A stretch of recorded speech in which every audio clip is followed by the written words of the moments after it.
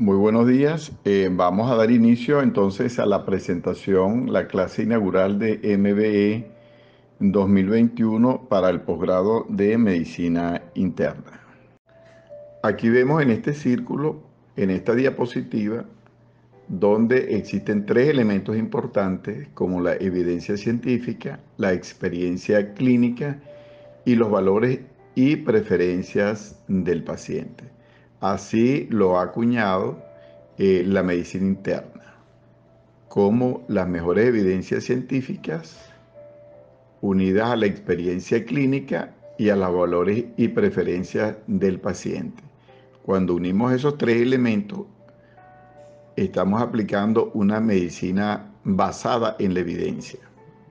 Y aquí vemos el concepto aceptado universalmente de MBE o medicina basada en la evidencia como la integración de las mejores evidencias de la investigación clínica centrada en los pacientes con la experiencia individual y los valores del paciente, sus preferencias, preocupaciones y expectativas específicas. Todo comienza con una inquietud, una interrogante, una pregunta. Y esta es la formulación y estructuración de las preguntas clínicas en el formato PICO. P quiere decir el paciente y la intervención, C la comparación y O los resultados o el outcomes en inglés. La P es el grupo de pacientes de edad, el estadio de la enfermedad o las comorbilidades. La I sería la intervención, el factor pronóstico, agente etiológico o la prueba diagnóstica.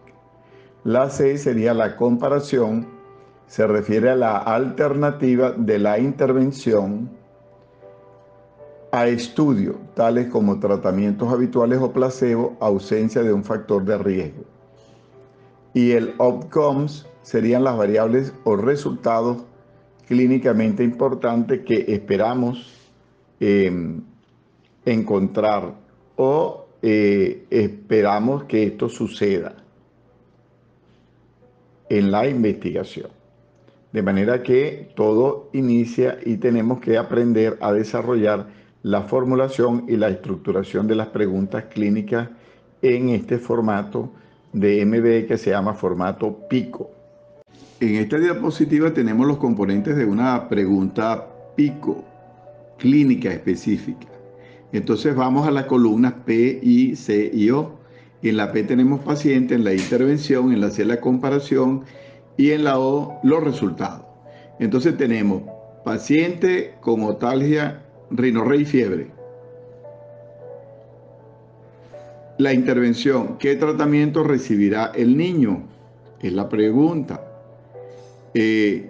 ¿Existe otra alternativa? Sería la comparación. Y los resultados, ¿qué es lo que esperaría la madre del paciente? Serían las expectativas del paciente, de la mamá del paciente. Entonces sería en niños con otitis media, el tratamiento con antibióticos y analgésicos en comparación con el tratamiento solo con analgésicos produce una disminución de la duración de la otalgia. Eso es lo que se quiera resolver. Ese sería un modelo. Una vez que elaboramos la pregunta PICO, nosotros analizamos varios tipos de artículos. Hay artículos de intervención, generalmente son los de terapéutica. Tenemos estudios de tipo diagnóstico, los de etiología o de causalidad, de pronóstico y estudios de frecuencia. Fíjense que para cada uno de ellos a la derecha tienen los diseños de los estudios más adecuados para cada estudio.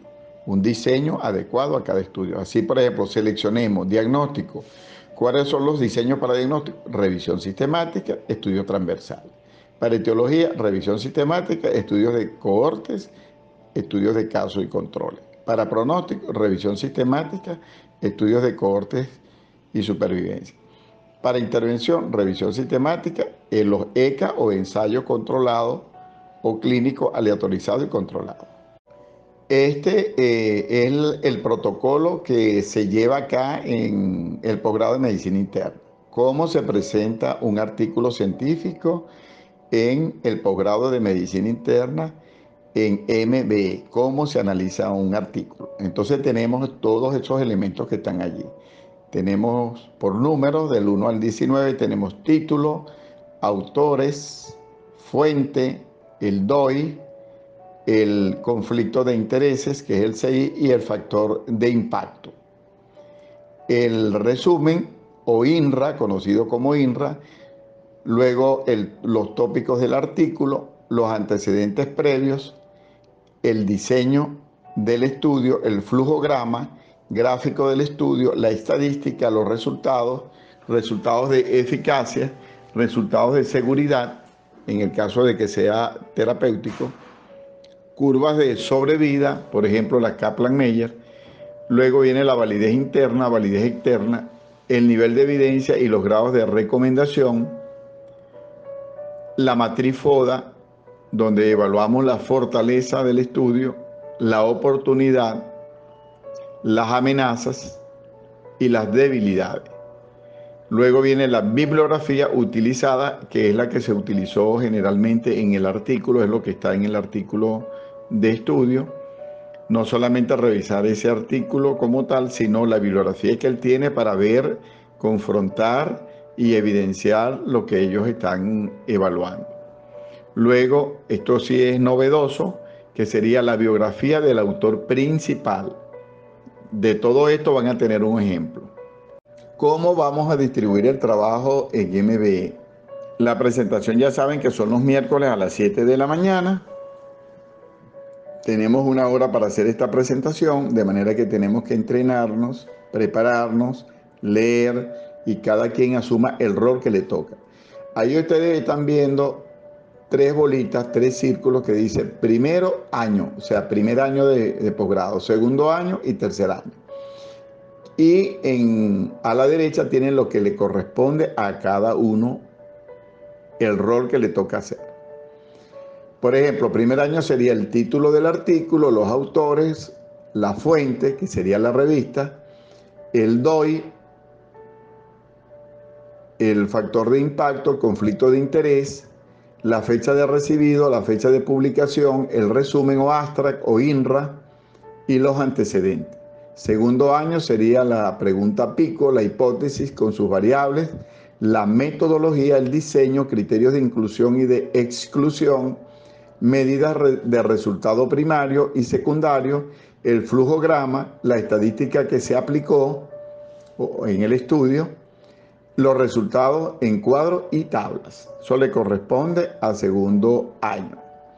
Y al tercer año serían los cálculos de las tablas 2x2 para las medidas de asociación como el odds radio, el riesgo relativo, riesgo absoluto, número necesario para tratar o el NNT, sensibilidad, especificidad, valor predictivo positivo, valor predictivo negativo, el likelihood radio positivo, el likelihood radio negativo, eso es en caso de estudios diagnósticos.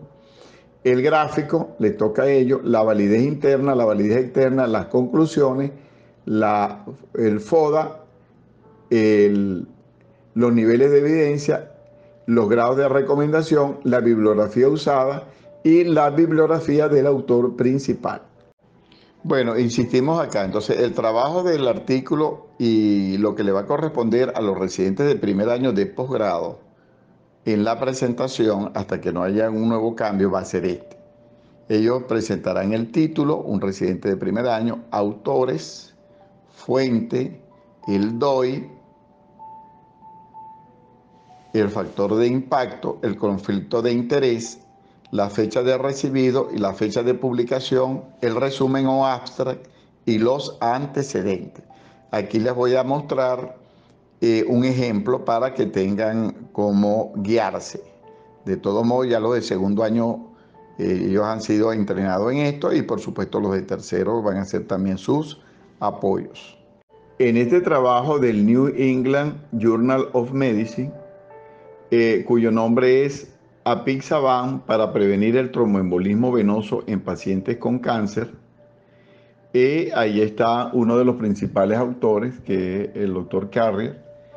Entonces ahí tienen ustedes el ejemplo, tienen el título, claro, está puesto ahorita en español, Ahí están los autores. Tenemos la fecha de publicación, sería 21 de febrero del 2019. La fuente de la revista es el New England Journal of Medicine 2019. Ahí está el volumen y las páginas. Volumen 380 y la página 711-719. Ahí tienen el DOI, que es 10.1056 slash NEJM OA 181-44-68. Luego tenemos abajo el factor de impacto que da 70.670. Esta es una de las revistas emblemáticas y de las que tiene mayor factor de impacto. Luego tenemos acá a la izquierda, vemos un número que dice NCT 020 48865, que ese es el número para que lo busquen es el número del proyecto de investigación. Acá tienen el título: Apixaban para la intervención de tromboembolismo venoso en pacientes con cáncer ambulatorio de alto riesgo, un ensayo clínico aleatorizado, controlado con placebo y doble ciego. Este realmente es el título que aparece en el sitio de investigación. Ahí está la fuente, están los autores, uno de los más importantes o el principal es Carrier M, es el famoso estudio AVER, son investigadores de ese estudio AVER, y tiene conflicto de intereses, sí, tiene el DOI, que ya lo dijimos, tiene el factor de impacto y tiene el índice H, que es 902. El conflicto de intereses es algo que tenemos que aprender a buscar en los trabajos de publicación. Fíjense ustedes que esta es una de las revistas, como decía, más emblemáticas.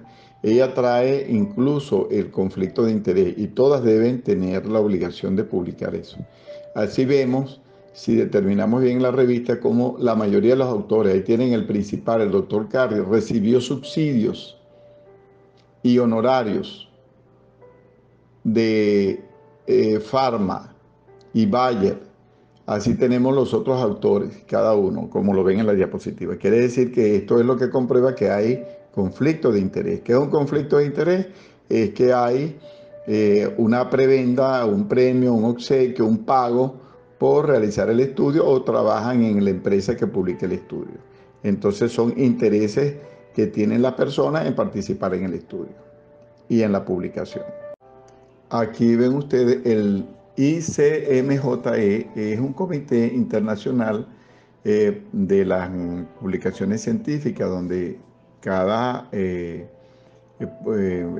autor que hace una publicación debe llenar estos, vamos a decir, estas encuestas. Son evaluaciones que se hacen para ver si hay conflictos de interés. Y esta revista te trae también esta presentación, hay que buscarla en los anexos, donde vemos que ellos tienen que hacer una declaración de los intereses que tienen. En esta diapositiva vemos el resumen. Tiene 4 elementos importantes: la I de INRA, la M de INRA, la R de INRA y el A de INRA. Entonces la I quiere decir introducción, la M métodos, R resultados y la A análisis. Esto viene en inglés, se debe traducir en español y se debe presentar en una forma resumida, así como está allí. Esta es una de las partes más importantes del artículo, el resumen, ya que prácticamente nos da una visión global de todo el artículo.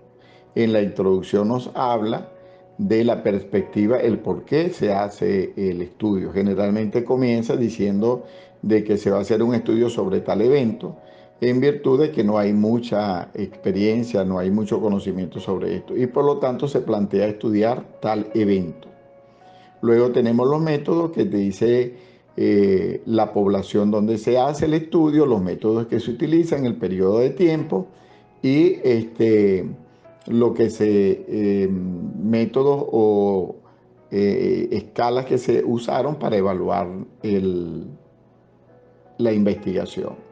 Luego tenemos los resultados de la R y los resultados con la metodología aplicada, bien sea si son estudios de supervivencia, si son estudios de pronóstico, diagnóstico, etc.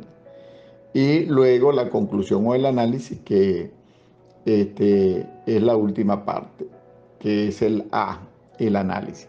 De manera pues que el resumen es una de las partes muy interesantes y más importantes de los artículos, y prácticamente nos introduce a conocer el artículo. Ya de ahí, de esa evaluación, nosotros sabemos si ese artículo tiene un buen nivel de investigación o no tiene un buen nivel de investigación.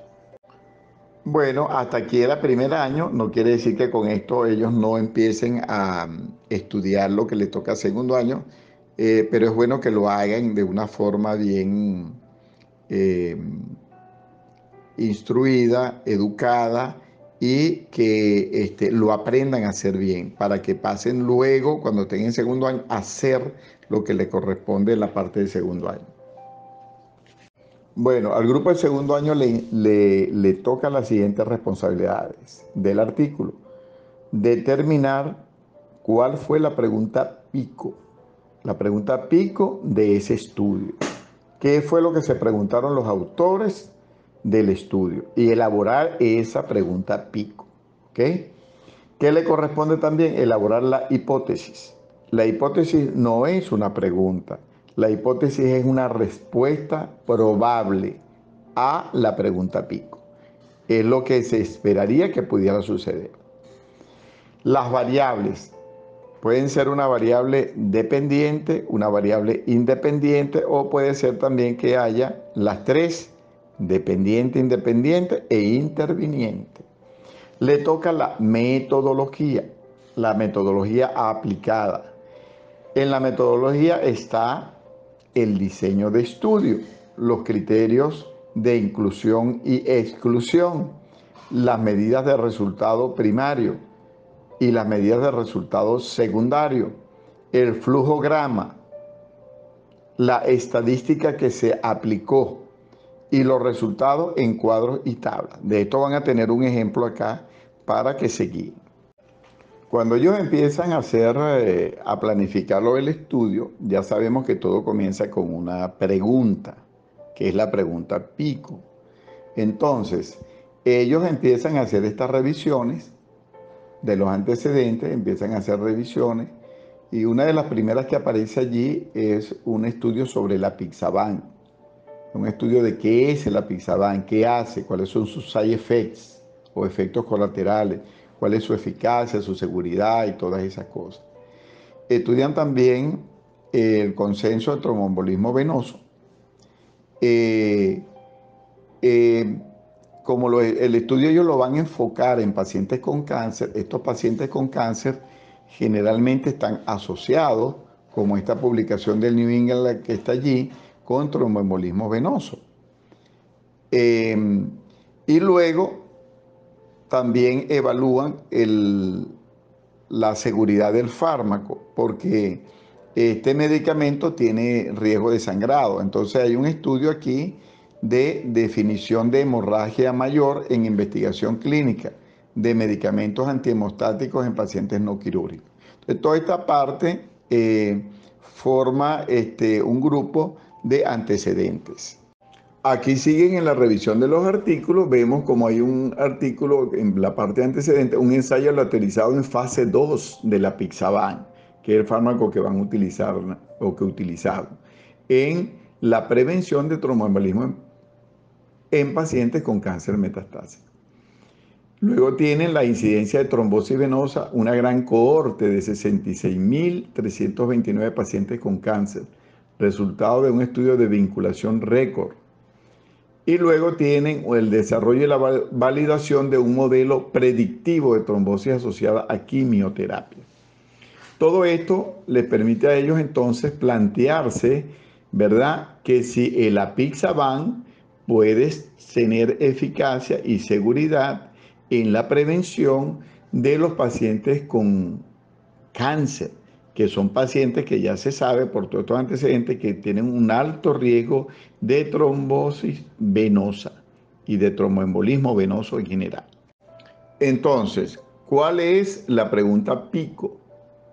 La pregunta pico es la siguiente: en pacientes con cáncer que tienen un riesgo intermedio a moderado de trombosis, que tienen una escala de Corama, que es una escala para valorar el riesgo de trombosis, solo revisaron ellos en antecedentes, cuando tiene más de 2 puntos, tiene un riesgo intermedio a moderado. Entonces la pregunta es, en pacientes con cáncer que tienen un riesgo intermedio a moderado de trombosis, con un Corama mayor a 2 puntos, el apixaban en dosis de 2,5 miligramos vía oral 2 veces al día, en comparación con placebo, reduciría el riesgo de trombosis. Esa es la pregunta pico. Y acá tenemos la hipótesis. Decíamos que la hipótesis es una posibilidad, es una respuesta, es una probabilidad, es algo que se espera que pueda suceder. Entonces la hipótesis sería: el apixaban reduce el riesgo de trombosis en pacientes con cáncer que tienen un riesgo intermedio a moderado de trombosis, un Corama mayor de 2 puntos.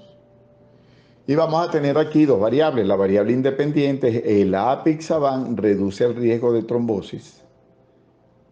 ¿Por qué es independiente? Porque ella no se va a modificar, sino que al contrario es la causante. El apixaban es el que va a reducir o no reducir el riesgo. ¿Ok? Y la variable dependiente sería en pacientes con cáncer que tienen un riesgo intermedio a moderado de trombosis, Corama mayor a 2 puntos. Entonces, esta va a depender de la otra, es la que se va a modificar. Por eso es el efecto. La independiente es la causa y la dependiente es el efecto. A continuación tenemos en esta diapositiva el diseño. Fíjense que en la parte superior de la diapositiva dice Clinical Trial Gov Archive. En esos archivos es donde ustedes van a buscar el número de la investigación. Cuando yo les hablé allá del NCT 024 que está allá a la derecha, 8865, ahí ustedes van a buscar estos estudios y consiguen todos estos datos. El diseño del estudio es un tipo de estudio intervencionista. El propósito primario es de prevención. La fase del estudio es 2. El modelo de estudio es intervencionista con asignación paralela. El número de armas o brazos son 2. El enmascaramiento es cuádruple, o sea que ni el participante, el proveedor, el investigador ni el asesor de resultados conoce el medicamento que están recibiendo. O sea, porque son exactamente iguales en cuanto a volumen, presencia, peso y todo. Que sería el apixaban, por un lado de 2,5 miligramos y por otro lado el placebo.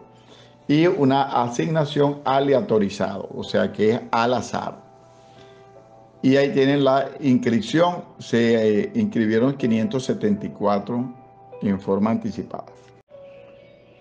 En cuanto a las medidas de resultado, tenemos que las medidas de resultado primarias, o eso es lo que se llama el objetivo primario de resultado. ¿Cuál es? El primer episodio de tromboembolismo documentado objetivamente, sintomático o asintomático, bien sea trombosis venosa profunda o un episodio de embolismo pulmonar, en los 7 meses desde que ingresa el paciente. Y las medidas secundarias serían la tasa de eventos adversos. Por ejemplo, la tasa de hemorragia clínica manifiesta como hemorragia mayor y menor y muerte dentro del periodo de estudio. Y el marco de tiempo sería en 7 meses. En cuanto a la elegibilidad o criterios de inclusión, sería un sitio de cáncer recién diagnosticado o progresión de la enfermedad maligna después de una remisión completa o parcial. Iniciar un nuevo curso de quimioterapia con una intención mínima de terapia de 3 meses. Una puntuación de estratificación de riesgo de tromboembolismo venoso mayor o igual a 2 puntos según el método de puntuación, que es el Corama, 18 años o más de edad, y proporcionar el consentimiento informado por escrito. En cuanto a los criterios de exclusión, tenemos lesiones o afecciones con mayor riesgo de hemorragia clínicamente significativa, como una úlcera péptica, una insuficiencia hepática sustancial, a diagnóstico de carcinoma vasocelular o de células escamosas de la piel, o leucemia aguda o síndrome mielodisplásico, un trasplante de células madres planificado y una esperanza de vida inferior a 6 meses. Si ellos presentaban alguna de estas características, no podían ingresar al estudio. Eso es lo que es un criterio de exclusión. Hablando de más criterios de exclusión: insuficiencia renal aguda, una tasa de filtración glomerular menor a 30 mililitros por minuto, calculada por la fórmula de Cockcroft y Gold, embarazo, anticoagulación continua con antagonistas de la vitamina K, heparina de bajo peso molecular u otros anticoagulantes orales, peso menor a 40 kilos, recuento de plaquetas menor a 50 por 10 a la 9, alergias conocidas a ingredientes contenidas en apixaban y uso de cualquier medicamento contraindicado con apixaban. Hay algunos estudios que no traen el flujograma. Si no lo traen, hay que diseñarlo a mano alzada, o bueno, lo hacemos en computadora, como sea, pero hay que hacerlo en la presentación. Eso es parte del protocolo. Así que no, porque el estudio no lo trajo, igualito, tienen que buscar los datos y hacerlo. Aquí tenemos. ¿Y qué es el flujograma? Es la forma como se fue y se llevó a cabo el estudio, desde los que ingresan, cuántos se excluyen, hasta los que se randomizan. Por ejemplo, aquí tenemos, fíjense, 1.809 pacientes eran elegibles, pero por cuestiones de exclusión quedan solamente 574, de los cuales se randomizan a dos brazos, por eso son dos brazos, uno a la izquierda de ustedes y otro a la derecha. El de la izquierda es el que va a recibir apixaban 2.5 dos veces al día, y el de la derecha es el que va a recibir el placebo, que son similares, como decimos, físicamente, y que se va a dar a administrar 2 veces al día también. Entonces, por un lado, en el lado de la izquierda de apixaban quedan 291 y en el lado de placebo 283, y al final, porque recibieron medicamento o porque no recibieron el medicamento, entonces quedan al final 275 en un brazo y 283 en el otro. Con esto se va a hacer un estudio al final de resultados, un análisis de resultados, que es por intención a tratar. Bueno, hasta allí es lo que le correspondía a segundo año, y luego entramos entonces ahora a lo que le toca hacer a tercer año. Bueno, repitiendo, tercer año le toca hacer los cálculos de las tablas 2x2 para las medidas de asociación, bien sea de los radios, que es OR, o la razón de momios, también como se llama, el riesgo relativo, RR, la reducción absoluta de riesgo, que es el RAR, el NNT, que es número necesario para tratar, la sensibilidad, cuando son estudios de tipo diagnóstico, especificidad, valor predictivo positivo, que es el BPP, valor predictivo negativo, BPN, LRP, que es likelihood ratio positivo, LRN, likelihood ratio negativo, los gráficos, ¿verdad? La validez interna del estudio, la validez externa, las conclusiones, la matriz FODA del estudio, o sea, las fortalezas, oportunidades, debilidades y amenazas del estudio, el nivel de evidencia según el SIGN, SIGN, SIGN, el grado de recomendación según el SIGN también, la bibliografía usada, y que esto es novedoso, la bibliografía del autor principal. De esto van a tener un ejemplo. En cuanto al análisis estadístico, tenemos que la hipótesis del ensayo fue que apixaban sería superior al placebo, lo que daría como resultado una diferencia relativa de al menos 64% en la tasa del resultado primario, que sería tromboembolismo venoso mayor, con un nivel alfa de 0.05 y con una potencia del 80%. Esperábamos que la tasa de eventos con placebo fuera del 10% durante un periodo de 6 meses. Al considerar una aproximación normal a la distribución binomial, estimamos que la inclusión de 574 pacientes con un puntaje de Corama de 2 o más sería suficiente para mostrar esta diferencia.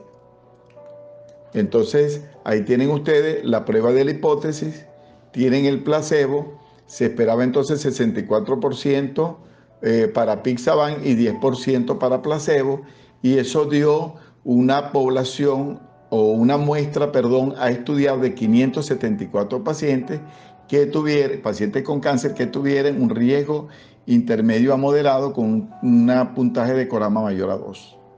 Y el análisis primario se hizo en la población con intención a tratar modificada, que involucró a todos los que habían sido aleatorizados.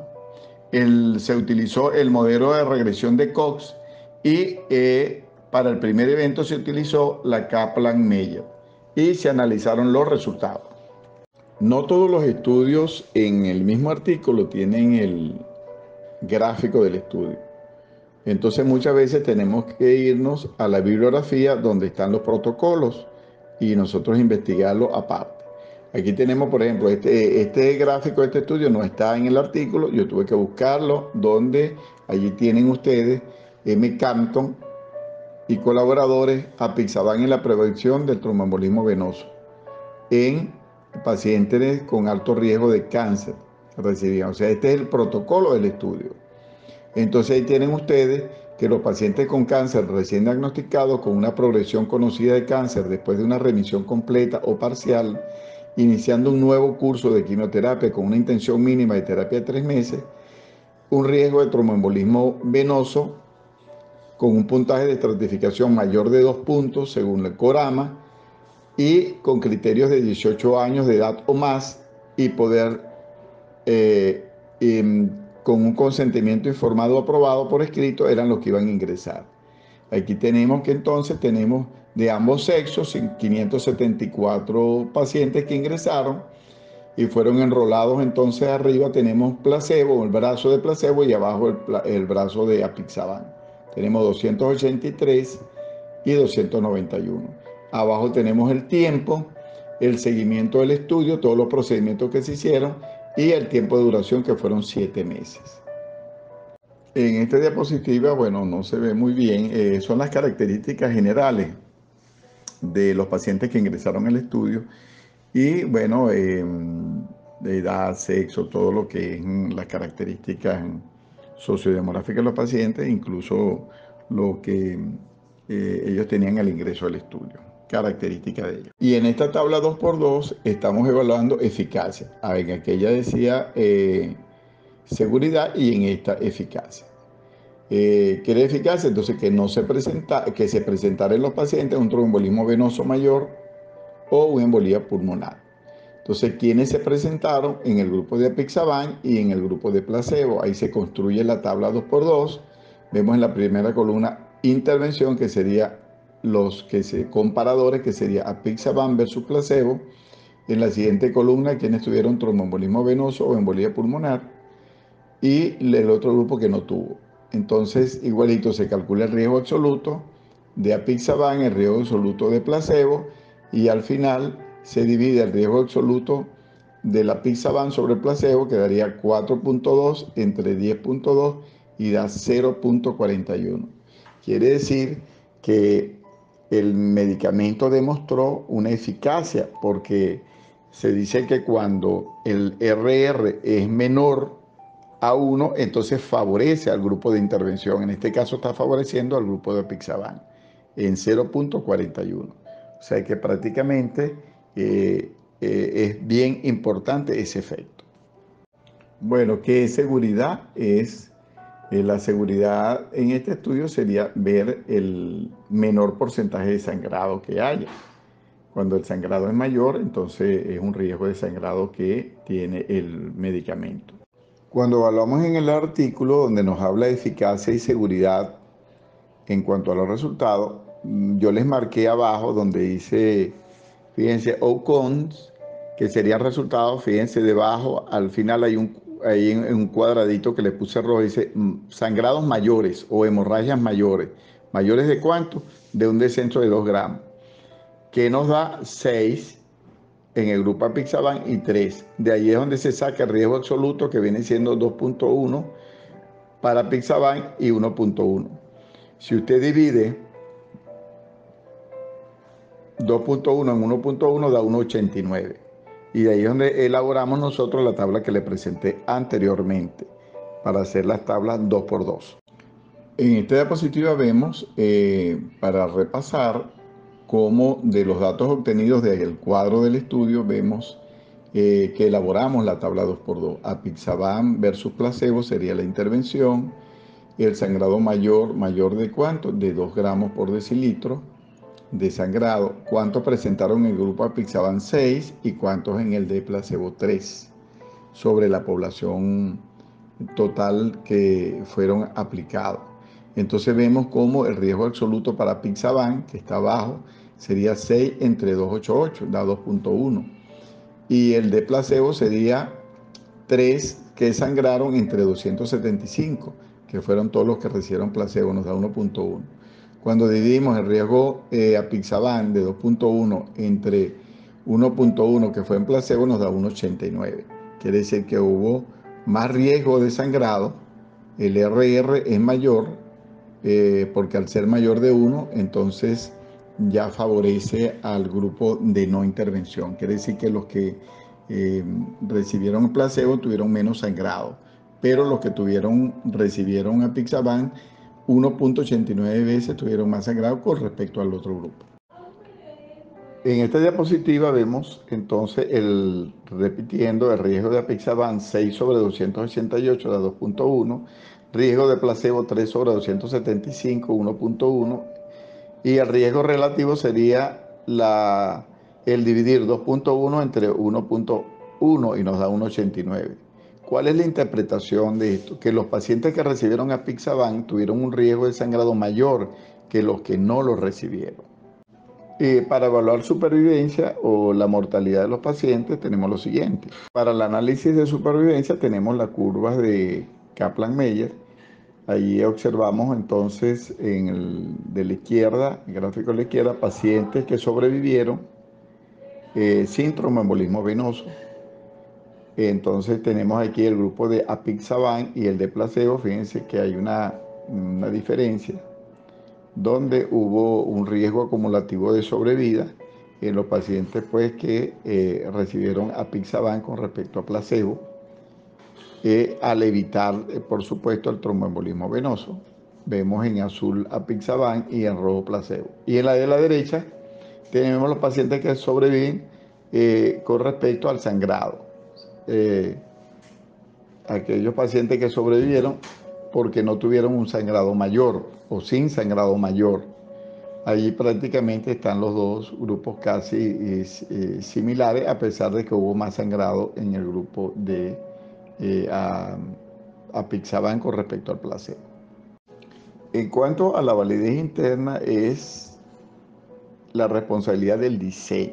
Estudios con mal diseño, por supuesto, la validez interna no es buena. Y en la validez interna vamos a analizar desde el diseño, cuál fue la población, la muestra, en qué tiempo se hizo, cuáles fueron los materiales, los métodos utilizados, cuál fue la estadística aplicada, toda esa parte, cuáles fueron los criterios de inclusión, exclusión y todo eso, cuáles fueron los criterios que se utilizaron.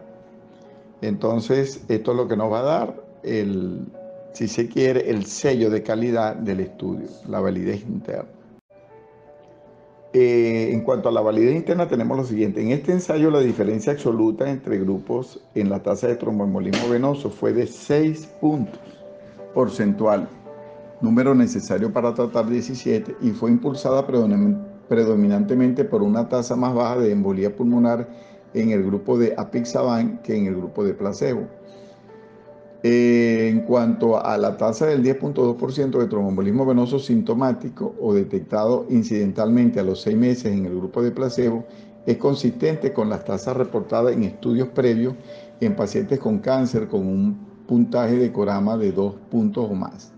El análisis de los resultados durante el periodo de tratamiento mostró un beneficio más favorable con una razón de riesgo de 0.14, con un intervalo de confianza de 95% y un 0.5 a 0.42 de intervalo de confianza. que los estudios previos que se evaluaron la tromboprofilaxis parenteral. Las razones de esta discrepancia no están claras, pero el uso de un agente diferente y un régimen de dosificador 2 veces al día puede explicar parte de la diferencia. Tuvimos una alta proporción de pacientes con cánceres ginecológicos, linfoma, tumores pancreáticos y muy pocos pacientes con cáncer colorectal o de próstata. Sin embargo, esto se espera porque estos últimos tumores no se reconocen como los que presentan un alto riesgo de tromboembolismo venoso, según el puntaje de Corama. Debido al tamaño de la muestra, tenemos una capacidad limitada para sacar conclusiones definitivas sobre los resultados asociados con los tipos de tumores individuales o los regímenes de quimioterapia individuales. Y es importante también la validez externa, o sea, si estos resultados son aplicables a nuestro medio o lo podemos tropicalizar, como mencionamos nosotros, si se pueden adaptar a nuestro medio y son aplicables. En cuanto a la validez externa, tenemos que son los resultados aplicados en nuestro entorno. Y tenemos este siguiente razonamiento. Solo el 5.9% de los pacientes tenía disfunción renal definida por un aclaramiento de creatinina de 50 cc o menos por minuto. Por lo que estos resultados pueden ser menos aplicables a los pacientes con disfunción renal, que se sabe que tienen un mayor riesgo de sangrado que los pacientes con función renal normal. Tendríamos que ser entonces muy cuidadosos al generalizar estos resultados y aplicarlos a nuestra población con cáncer y riesgo de tromboembolismo venoso. ¿Cuál entonces es el peso de la evidencia científica de este estudio? Bueno, en esta diapositiva tenemos el nivel de evidencia del estudio y el grado de recomendación. En cuanto a la escala SIGN, tenemos que este es un estudio de cohorte, no es de casos de control, es de cohorte, por una cohorte de pacientes con cáncer donde se iba a evaluar el riesgo de tromboembolismo venoso o embolia pulmonar y la seguridad que sería el sangrado y la mortalidad. Entonces, ¿qué evidenciamos aquí? Que la muestra era pequeña, que hay una cantidad de cánceres que no fueron incluidos allí, tenemos que tener cierta juicio allí. Entonces consideramos que es un 2 cruces según el SIGN, que nos dice que son estudios de cohorte o de casos y controles de alta o muy bajo riesgo de sesgo, muy bajo sesgo, o una alta probabilidad de que la relación sea causal. Y en cuanto a ese es el nivel de evidencia, en cuanto al grado de recomendación, es de tipo B, en el cual un cuerpo de evidencia que incluya estudios calificados como 2 cruces directamente aplicables a la población objeto y que demuestren globalmente consistencia de los resultados o extrapolación de estudios calificados como dos cruces o una cruz. Y en cuanto a la matriz FODA, vamos a evaluar entonces cuáles fueron las amenazas de este estudio, cuáles son las amenazas, cuáles son las fortalezas, cuáles son las oportunidades y debilidades.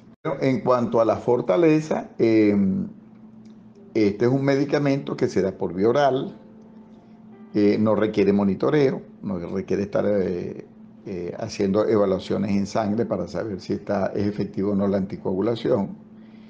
En cuanto a las oportunidades, bueno, es un medicamento por vía oral, pues, y se daría en comparación con otros o de tromboprofilaxias.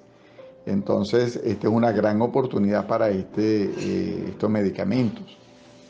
¿Cuál sería la debilidad? Que la muestra fue pequeña. ¿Y cuáles serían las amenazas?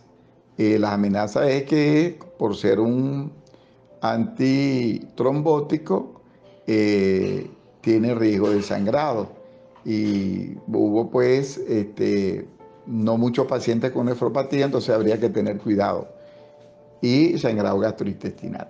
En esta diapositiva tenemos entonces la bibliografía utilizada. ¿Ok? Ustedes revisan su bibliografía, la mayoría es la que está ahí en el estudio, la que ustedes van a ir revisando también para ir sacando sus conclusiones y sus análisis. Y esto que es algo novedoso, ya les decía, bueno, vamos a ver quién es el autor principal, ¿verdad? de el estudio. Acá les presento la imagen de Albert Einstein. Entonces, el doctor Mark Carrier, MD, MSc y FRC-PC, sus títulos, es un científico senior del programa de epidemiología clínica del Instituto de Investigación del Hospital de Ottawa. Los intereses de su investigación en enfermedad tromboembólica venosa y cáncer, incluyendo detección, prevención y tratamiento del cáncer.